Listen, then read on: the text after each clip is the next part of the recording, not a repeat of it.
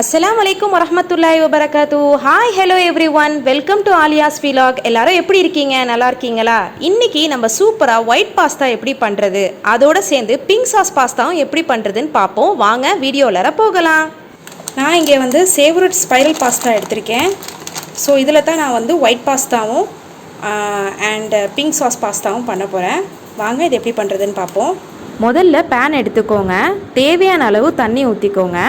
தண்ணி ஊற்றிட்ட பிறகு கொஞ்சம் நேரம் மூடி வைங்க. நல்ல கொதி வந்தோன்னே 1 ஸ்பூன் உப்பு போட்டுக்கோங்க. அப்புறம் கொஞ்சோண்டு எண்ணெயும் போட்டுக்கோங்க. எண்ணெய் நான் ஏன் போடுறேன் அப்படின்னா அப்போ தான் வந்து உங்களுக்கு அந்த ஸ்பைரல் பாஸ்தா வந்து ஒட்டாமல் வரும். ஒயிட் பாஸ்தா பண்ணுறதுக்கும் பிங்க் சாஸ் பாஸ்தா பண்ணுறதுக்கும் 250 கிராம் நான் இங்கே ஸ்பைரல் பாஸ்தா எடுத்திருக்கேன். உங்களுக்கு தேவையான அளவு எவ்வளோ வேணுமோ நீங்கள் எடுத்துக்கலாம். பாருங்கள், நல்லா கொதி வந்துருச்சு. ஸோ 5 மினிட்ஸ் நான் வந்து இதை மூடி போட்டுக்கிறேன். நல்லா வெந்துருச்சு. இப்போ வந்து நம்ம ஸ்டவ் ஆஃப் பண்ணிடலாம். அதில் இருக்கிற தண்ணியை வந்து நீங்கள் இப்போ ஃபில்ட்ரு பண்ணிவிடுங்க. ஒயிட் சாஸ் பாஸ்தா பண்ணுறதுக்கும் பிங்க் சாஸ் பாஸ்தா பண்ணுறதுக்கும் தேவையான பொருட்கள் பார்க்கலாம் வாங்க. நான் இங்கே மொசரல்லா சீஸ் எடுத்துக்கிட்டேன். மில்கி மிஸ்டில் அன்சால்டட் பட்டர் எடுத்துக்கிட்டேன். அண்ட் 2 வெங்காயம் மாதிரி ஸ்லைஸ் பண்ணி வச்சுக்கோங்க. இங்கே நான் 5 கார்லிக் க்ளோவ்ஸ் வந்து ஸ்லைஸ் பண்ணி வச்சுருக்கேன். அண்ட் சம் மைதா எடுத்திருக்கேன். அண்ட் மில்கி மிஸ்டில் க்ரீம் எடுத்திருக்கேன். தேவையான அளவு நெய் எடுத்துக்கோங்க. ஒரிகேனோ ஃப்ளேக்ஸ் எடுத்திருக்கேன். அண்ட் சம் இந்து உப்பு எடுத்திருக்கேன். மில்கி மிஸ்டில் சீஸ் ஸ்லைசஸ் எடுத்துக்கிட்டேன். சம் சில்லி ஃப்ளேக்ஸும் எடுத்துக்கிட்டேன். அண்ட் மயனைஸும் எடுத்திருக்கேன். உங்களுக்கு தேவையான அளவு பாலும் எடுத்துக்கோங்க. 1/4 ஸ்பூன் பெப்பரும் எடுத்துக்கிட்டேன். உங்களுக்கு தேவையான அளவு வெஜிடபிள் சேர்த்துக்கலாம். நான் இங்கே corn, carat and capsicum, onion எடுத்திருக்கேன். உங்களுக்கு வேணும்னா சிக்கன் இல்லைனா மஷ்ரூம் கூட சேர்த்துக்கலாம். நான் ஃபஸ்ட்டு எடுத்து வச்சுருக்கிற அந்த வெஜிடபிள்ஸ் வந்து சாட்டே பண்ண போகிறேன். ஸோ ஃபஸ்ட் பேனில் வந்து தேவையான அளவு அன்சால்டட் பட்டர் வந்து யூஸ் பண்ணிக்கோங்க. நான் ஸ்லைஸ் பண்ணி வச்சுருக்கிற அந்த 2 ஆனியன்ஸை வந்து நான் இப்போ போட்டுக்கிறேன்.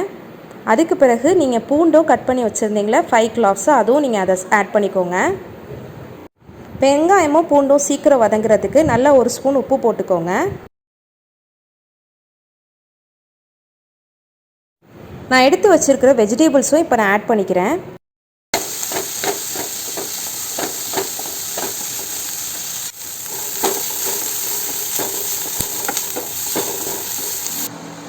இப்போ நீங்கள் 1/4 ஸ்பூன் பெப்பர் வந்து ஆட் பண்ணிக்கோங்க.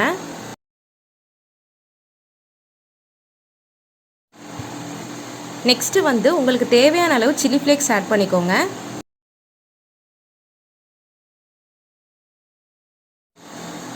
அதுக்கு பிறகு ஆரிகானோ ஹெர்ப்ஸும் ஆட் பண்ணிக்கோங்க.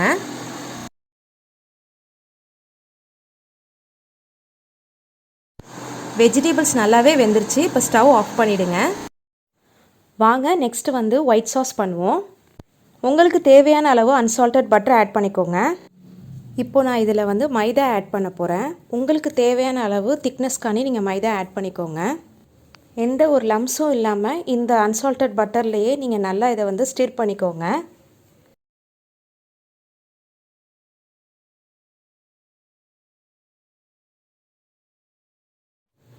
எந்த ஒரு லம்ஸும் இல்லாமல் நல்லாவே இதை நான் ஸ்டிர் பண்ணிக்கிட்டேன். ஸோ பாருங்கள், இந்த கன்சிஸ்டன்சியில் தான் அது இருக்கணும். ஸோ இதுக்கு நம்ம தேவையான பால் வந்து இப்போ நம்ம ஆட் பண்ண போகிறோம்.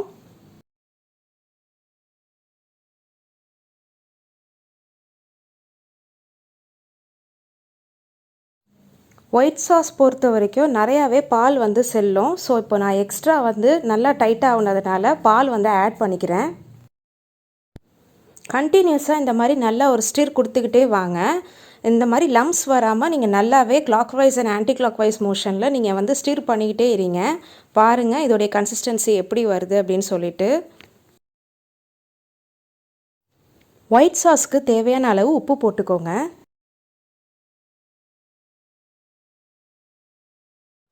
நான் வெஜிடபிள்ஸ்லேயும் chilli flakes and oregano herbs வந்து யூஸ் பண்ணியிருக்கேன். ஸோ உங்களுக்கு தேவையான அளவு ஒயிட் சாஸ்லேயுமே chilli flakes and oregano herbs வந்து யூஸ் பண்ணிக்கோங்க. நெக்ஸ்ட்டு வந்து நான் ஏற்கனவே ரெடி பண்ணி வச்சுருந்த இந்த வெஜிடபிள்ஸ் வந்து ஃபுல்லாக ஆட் பண்ண போகிறேன். நல்லா சாட்டே பண்ணிக்கோங்க. நெக்ஸ்ட்டு வந்து நம்ம பாஸ்தா வந்து ரெடி பண்ணி வச்சுருந்தோம்ல, நம்ம இப்போ அதை ஆட் பண்ண போகிறோம்.